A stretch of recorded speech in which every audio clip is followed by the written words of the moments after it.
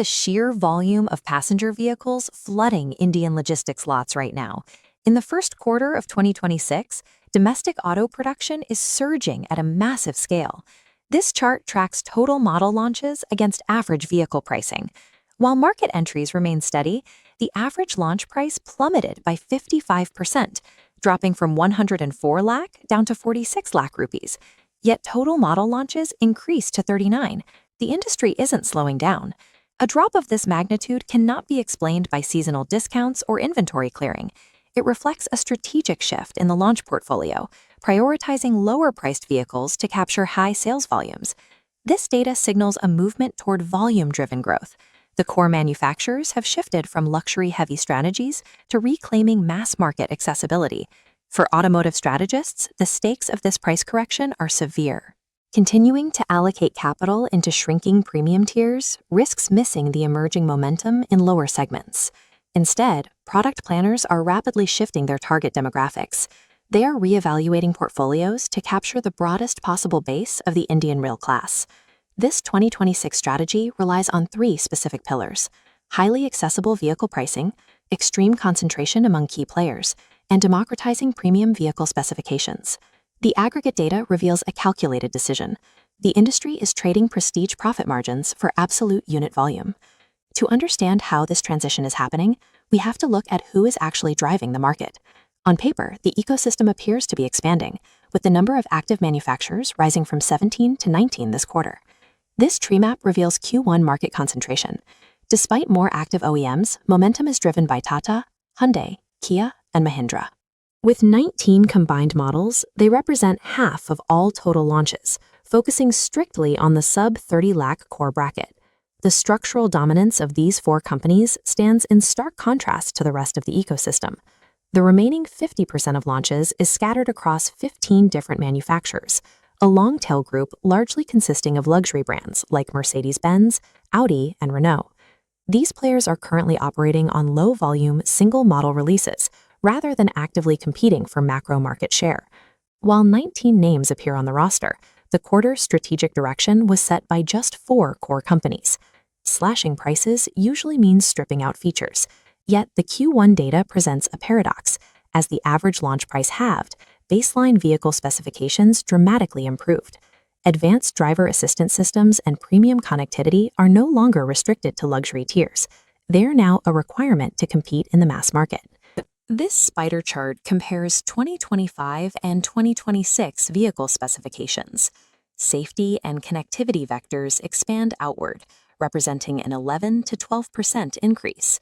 The obvious shift is standard protection. Over 86% of Q1 models feature 6 or more airbags standard.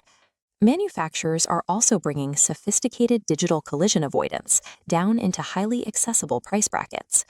Semi-automated functions like lane keeping assist and adaptive cruise control, known as ADAS Level 2, are now present in 50% of all new launches. This hardware upgrade is matched by a 12% year-over-year growth in connectivity and high-fidelity entertainment standardization.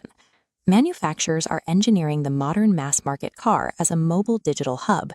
They are using advanced safety and ecosystem integration as their primary sales drivers. There is a popular industry assumption that the market is rapidly transitioning to pure electric vehicles.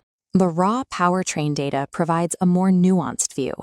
This donut chart maps the 74 specific vehicle variants introduced this quarter, breaking them down by fuel type to weigh internal combustion engines against alternative energy.